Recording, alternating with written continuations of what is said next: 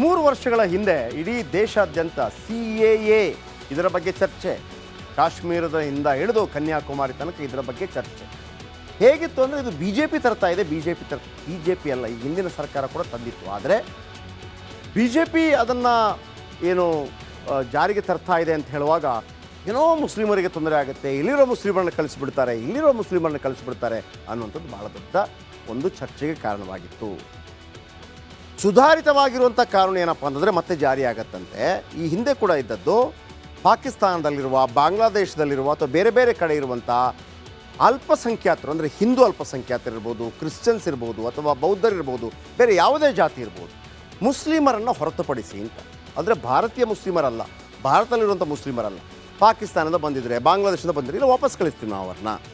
ಅವರಿಗೆ ಬೇಕಾದಷ್ಟು ದೇಶ ಇದೆ, ಅವರು ನೋಡ್ಕೊಳ್ಳಿ, ಅಲ್ಲಿರುವಂಥ ಹಿಂದೂಗಳು, ಅಲ್ಲಿರುವಂಥ ಕ್ರಿಶ್ಚಿಯನ್ರು ಅಲ್ಲಿಂದ ಬೇರೆ ಕಡೆ ಹೋಗೋಕ್ಕಾಗೋದಿಲ್ಲ, ನಮ್ಮಲ್ಲಿ ನಾವು ಅವರಿಗೆ ಪೌರತ್ವವನ್ನು ಕೊಡ್ತೇವೆ ಅಂತೇಳಿ. ಸೊ ಈಗ ಕೇಂದ್ರದ ಈ ನಡೆ ವಿರೋಧ ಪಕ್ಷಗಳ ಆಕ್ರೋಶಕ್ಕೂ ಕೂಡ ಕಾರಣವಾಗಿದೆ. 3 ವರ್ಷದ ಹಿಂದೆ ಏನಾಗಿತ್ತು, ಈಗಲೂ ಅದೇ ರೀತಿ ಆಗುತ್ತಾ? ಬನ್ನಿ ಇದರ ಬಗ್ಗೆ ಒಂದು ರಿಪೋರ್ಟ್.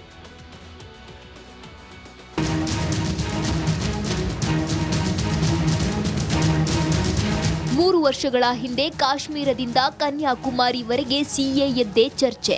ದೆಹಲಿ, ಬೆಂಗಳೂರು ಸೇರಿದಂತೆ ಹಲವೆಡೆ ಭಾರಿ ಪ್ರತಿಭಟನೆಗಳು ನಡೆದವು.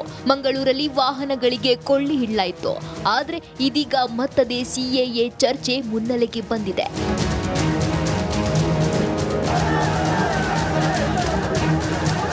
ಮುಂದಿನ 7 ದಿನಗಳಲ್ಲಿ ದೇಶದಾದ್ಯಂತ ಪೌರತ್ವ ತಿದ್ದುಪಡಿ ಕಾಯ್ದೆ ಅಂದ್ರೆ CAA ಜಾರಿಗೆ ಬರಲಿದೆ ಎಂದು ಕೇಂದ್ರ ಸಚಿವ ಶಾಂತನು ಠಾಕೂರ್ ಹೇಳಿದ್ದಾರೆ.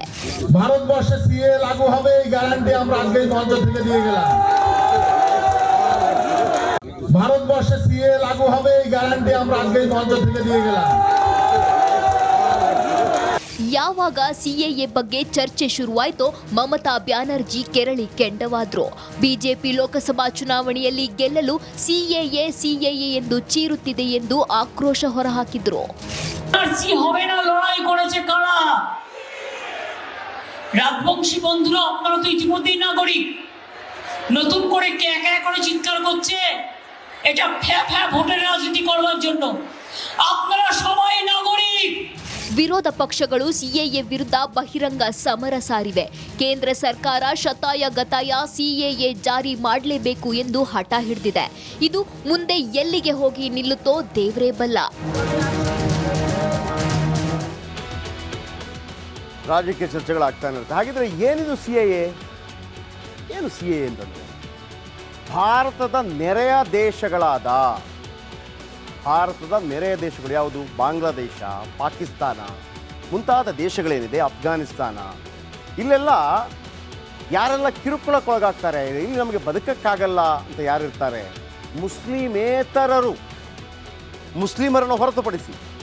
ಯಾಕಂದರೆ ಅಫ್ಘಾನಿಸ್ತಾನ ಮುಸ್ಲಿಂ ರಾಷ್ಟ್ರ, ಪಾಕಿಸ್ತಾನ ಮುಸ್ಲಿಂ ರಾಷ್ಟ್ರ, ಬಾಂಗ್ಲಾದೇಶ ಮುಸ್ಲಿಂ ರಾಷ್ಟ್ರ, ಯಾರಿರ್ತಾರೆ ಅವರಿಗೆ ಪೌರತ್ವವನ್ನು ನೀಡೋದು. ಪಾಕಿಸ್ತಾನದಲ್ಲಿ ಒಬ್ಬ ಹಿಂದೂ ಇದ್ದರೆ ಆತ ಬರ್ಬೋದು, ಇಷ್ಟು ವರ್ಷಗಳು ಇರಬೇಕಾಗತ್ತೆ, ಆತ ಇಲ್ಲಿದ್ದವರು ವಿಶೇಷವಾಗಿ. ಆದರೆ ಆ ಒಳನುಸುಳುಕೋರರು ಮುಸ್ಲಿಮರಾಗಿದ್ದರೆ, ಪಾಕಿಸ್ತಾನದಿಂದ ಬಂದಿದ್ದರೆ, ಒಳನುಸುಳುಕೋರರಾಗಿ ಬಂದಿದ್ದರೆ ಅವರು ಇಷ್ಟು ವರ್ಷಗಳಿದ್ದರೂ ಕೂಡ ಅವರಿಗೆ ಅವಕಾಶ ಇರೋದಿಲ್ಲ, ನುಸುಳುಕೋರರು ಮಾತ್ರ. ಹಾಗಂತ ಒಬ್ಬ ಅಮೇರಿಕಾದ ಒಬ್ಬ ಮುಸ್ಲಿಂ ಪ್ರಜೆ ಇದ್ದಾನೆ ಅಂತ ಇಟ್ಕೊಳ್ಳಿ, ಅಮೇರಿಕದಲ್ಲಿ ಮುಸ್ಲಿಂ ಪ್ರಜೆ, ಅವನು ಬಂದು ಭಾರತದ ಪ್ರಜೆ ಆಗೋದಕ್ಕೆ ಅವಕಾಶ ಇದೆಯಾ ಇಲ್ವಾ? ಇದೆ. ಅದಕ್ಕೆ ಆದಂಥ ರೀತಿ ರಿವಾಜುಗಳಿದೆ. ಇದು ಅಕ್ರಮ ನುಸುಳುಕೋರರಿಗೆ ಇರುವಂಥದ್ದು. 5 ವರ್ಷ ಭಾರತದಲ್ಲಿ ವಾಸವಿದ್ದರೆ, ನೆರೆ ದೇಶಗಳಿಂದ ಬಂದ ಹಿಂದೂ, ಅಫ್ಘಾನಿಸ್ತಾನದಲ್ಲಿ ಕಿರುಕುಳಗಾದ, ಬಾಂಗ್ಲಾದೇಶ, ಪಾಕಿಸ್ತಾನ, ಅಫ್ಘಾನಿಸ್ತಾನದಲ್ಲಿ ಕಿರುಕುಳಕ್ಕೆ ಒಳಗಾದ ಮುಸ್ಲಿಮೇತರರಿಗೆ ಪೌರತ್ವ. ಭಾರತ ನೆರೆ ದೇಶಗಳಾದ ರಾಷ್ಟ್ರಗಳು. ಇನ್ನು ನೆರೆ ದೇಶಗಳಿಂದ ಬಂದ ಹಿಂದೂ, ಸಿಖ್, ಕ್ರೈಸ್ತ, ಜೈನ, ಪಾರ್ಸಿ ಯಾರೇ ಆಗಿರಲಿ, ಬೌದ್ಧ, ಯಹೂದಿಗಳು ಯಾರೇ ಆಗಿರಲಿ, ಅವರಿಗೆ ಭಾರತ ಪೌರತ್ವ ಕೊಡುತ್ತೆ. ಆದರೆ ಮುಸ್ಲಿಮರು ಬರೋದು ಬೇಡ ಅಂತ. ಯಾವ ಮುಸ್ಲಿಮರು? ಅಫ್ಘಾನಿಸ್ತಾನದ, ಪಾಕಿಸ್ತಾನದ ಮತ್ತು ಬಾಂಗ್ಲಾದೇಶದ. ಯಾಕ್ರಿ ಎಲ್ಲರಿಗೂ ನೀವು ಅವಕಾಶ ಕೊಡ್ತೀರಿ, ಮುಸ್ಲಿಮರಿಗೆ ಯಾಕೆ ಕೊಡ್ತಾ ಇಲ್ಲ ಅಂತಂದರೆ, ಆ ಮುಸ್ಲಿಂ ರಾಷ್ಟ್ರಗಳೇ ಆ ಮುಸ್ಲಿಮರನ್ನು ಇಟ್ಕೊಳ್ತಾ ಇಲ್ಲ ಅಂತಂದರೆ ಹೇಗೆ? ಮುಸ್ಲಿಂ ರಾಷ್ಟ್ರಗಳಲ್ಲಿ ಒಬ್ಬ ಸಿಖ್ನಿಗೆ ಬದುಕೋದು ಕಷ್ಟ ಆಗ್ಬೋದು, ಯಹೂದಿಗೆ ಬದುಕೋದಕ್ಕೆ ಕಷ್ಟ ಆಗ್ಬೋದು, ಹಿಂದೂಗೆ ಬದುಕೋದಕ್ಕೆ ಕಷ್ಟ ಆಗ್ಬೋದು. ಅವನಿಗೆ ಅನಿಸಿದರೆ ಅವನಿಗೆ ಅನಿಸಿದರೆ, ಅವನು ಆರಾಮಿದ್ರೆ ನೋ ಪ್ರಾಬ್ಲಮ್, ಅಂಥವರಿಗೆ ಕೊಡ್ತೀವಿ. ಆಮೇಲೆ ಮುಸ್ಲಿಮರಿಗೂ ಕೂಡ ಭಾರತಕ್ಕೆ ಬರಲೇಬೇಡಿ ಅಂತ ಅವ್ರು ಹೇಳಲ್ಲ. ನಾನು ಹೇಳಿದ್ನಲ್ವ, ಈಗ ಅಮೇರಿಕಾದಲ್ಲಿ ಒಬ್ಬ ಇರ್ತಾನೆ ತಿಳ್ಕೊಳ್ಳಿ, ಆತ ಭಾರತ ಪೌರತ್ವ ಪಡಿಬೇಕಾದ್ರೆ ಮುಸ್ಲಿಮರು 11 ವರ್ಷ ವಾಸವಿದ್ದವರಿಗೆ, ಭಾರತದಲ್ಲಿ ವಾಸವಿದ್ದರೆ 11 ವರ್ಷ ವಾಸವಿದ್ದರೆ ಅವರಿಗೆ ಆಟೋಮೆಟಿಕ್ ಆಗಿ ಅವರು ಪೌರತ್ವವನ್ನು ಪಡೆದುಕೊಳ್ಳಿಕ್ಕೆ ಅವಕಾಶ ಇದೆ. ಈಗ ನಮ್ಮಲ್ಲಿ ಅಮೇರಿಕಾದಲ್ಲಿ ಈಗ ನಮ್ಮ ಫ್ಯಾಮಿಲಿ ಯಾರಾದರೂ ನಮಗೆ ಗ್ರೀನ್ ಕಾರ್ಡ್ ಸಿಗಬೇಕು ಅಂತಂದರೆ ಅಷ್ಟು ಸುಲಭದಲ್ಲಿ ಸಿಗೋದಿಲ್ಲ, ಬೇರೆ ಬೇರೆ ಕಾನೂನು ಕಟ್ಟಲೆ ಇರುತ್ತೆ. ಈಗ 1 ವರ್ಷ ಆಯಿತು ಅಮೇರಿಕಕ್ಕೆ ಹೋಗಿ ತಿಳ್ಕೊಳ್ಳಿ, ಗಂಡ ಹೆಂಡತಿ, ಅವ್ರಿಗೊಂದು ಮಗು ಆಯಿತು ತಿಳ್ಕೊಳ್ಳಿ, ಅಮೇರಿಕಾದಲ್ಲಿ ಗ್ರೀನ್ ಕಾರ್ಡ್ ಸಿಗುತ್ತೆ ಅವರಿಗೆ ಆನ್ ದ ಸ್ಪಾಟ್, ಅವರವರ ಕಾನೂನು. ಇಲ್ಲೂ ಕೂಡ ಉಳಿದವರಿಗೆ 5 ವರ್ಷದಲ್ಲಿ ಸಿಗುತ್ತೆ, ಮುಸ್ಲಿಮರಿಗೆ ಸಿಗಬೇಕು ಅಂತಂದರೆ 11 ವರ್ಷ, ಅದು ಕೂಡ ಅಲ್ಲಿಂದ ಬಂದ ನುಸುಳುಕೋರರಾಗಿ ಬಂದಂಥವರಿಗೆ. ಇನ್ನು ಡಿಸೆಂಬರ್ 31, 2014 ಭಾರತಕ್ಕೆ ಬಂದವರಿಗೆ ಮಾತ್ರ ಅನ್ವಯವಾಗುತ್ತೆ. ಡಿಸೆಂಬರ್ 2019 ಮಸೂದೆಯನ್ನು ಅಂಗೀಕರಿಸಿತ್ತು ಸಂಸತ್ತು. ಈ CA ಕಾಯ್ದೆ ಈ ಮೊದಲನೇದಲ್ಲ, ಹಿಂದಿನದಲ್ಲೇ ಇತ್ತು. ಯಾವಾಗ ಅಸ್ಸಾಂನಲ್ಲಿ ಒಳ ನುಸುಳುಕೋರರು ಜಾಸ್ತಿ ಆಗ್ತಾರೆ ಆಗ ಆಗತ್ತೆ. ರಿಪಬ್ಲಿಕ್ ವರ್ಲ್ಡ್ ಆ್ಯಪ್ ಇದು ಕೇವಲ ಅಪ್ಲಿಕೇಶನ್ ಅಲ್ಲ, ಸಮಗ್ರ ಸುದ್ದಿಗಳ ಸಂಪರ್ಕ ಮಾರ್ಗಕ್ಕೆ ಕ್ರಾಂತಿಕಾರಿ ಬದಲಾವಣೆ. ರಿಪಬ್ಲಿಕ್ ವರ್ಲ್ಡ್ ಆ್ಯಪ್ ಕೇವಲ ಸುದ್ದಿ ಅಪ್ಲಿಕೇಶನ್ ಪರಿಚಯಿಸ್ತಾ ಇಲ್ಲ, ಬದಲಾಗಿ ಡಿಜಿಟಲ್ ಸುದ್ದಿ ಬಳಕೆಯ ಹೊಸ ಯುಗಕ್ಕೆ ನಾಂದಿ ಹಾಡ್ತಾ ಇದೆ. ಇದೊಂದು ಬ್ರೇಕಿಂಗ್ ನ್ಯೂಸ್, ಪ್ರಭಾವಶಾಲಿ ಕಾರ್ಯಕ್ರಮಗಳಿಗೆ ಗಟ್ಟಿಯಾದ ನ್ಯೂಸ್.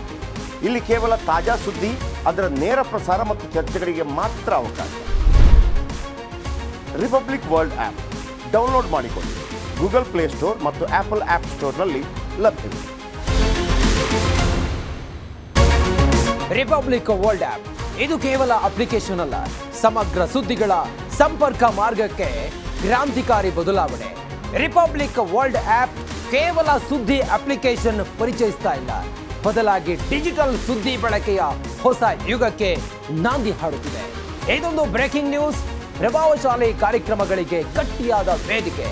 ಇಲ್ಲಿ ಕೇವಲ ತಾಜಾ ಸುದ್ದಿ, ಅದರ ನೇರ ಪ್ರಸಾರ ಮತ್ತು ಚರ್ಚೆಗಳಿಗೆ ಮಾತ್ರ ಅವಕಾಶ.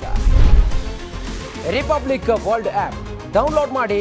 ಗೂಗಲ್ ಪ್ಲೇಸ್ಟೋರ್ ಮತ್ತು ಆಪಲ್ ಆ್ಯಪ್ ಸ್ಟೋರ್ನಲ್ಲಿ ಲಭ್ಯ. ರಿಪಬ್ಲಿಕ್ ವರ್ಲ್ಡ್ ಆ್ಯಪ್ ಇದು ಕೇವಲ ಅಪ್ಲಿಕೇಶನ್ ಅಲ್ಲ, ಸಮಗ್ರ ಸುದ್ದಿಗಳ ಸಂಪರ್ಕ ಮಾರ್ಗಕ್ಕೆ ಕ್ರಾಂತಿಕಾರಿ ಬದಲಾವಣೆ. ರಿಪಬ್ಲಿಕ್ ವರ್ಲ್ಡ್ ಆ್ಯಪ್ ಕೇವಲ ಸುದ್ದಿ ಅಪ್ಲಿಕೇಶನ್ ಅನ್ನ ಪರಿಚಯಿಸುತ್ತಿಲ್ಲ, ಬದಲಾಗಿ ಡಿಜಿಟಲ್ ಸುದ್ದಿ ಬಳಕೆಯ ಹೊಸ ಯುಗಕ್ಕೆ ನಾಂದಿ ಹಾಡುತ್ತದೆ. ಇದೊಂದು ಬ್ರೇಕಿಂಗ್ ನ್ಯೂಸ್, ಪ್ರಭಾವಶಾಲಿ ಕಾರ್ಯಕ್ರಮಗಳಿಗೆ ಗಟ್ಟಿಯಾದ ವೇದಿಕೆ. ಇಲ್ಲಿ ಕೇವಲ ತಾಜಾ ಸುದ್ದಿ, ಅದರ ನೇರ ಪ್ರಸಾರ ಮತ್ತು ಚರ್ಚೆಗಳಿಗೆ ಮಾತ್ರ ಅವಕಾಶ.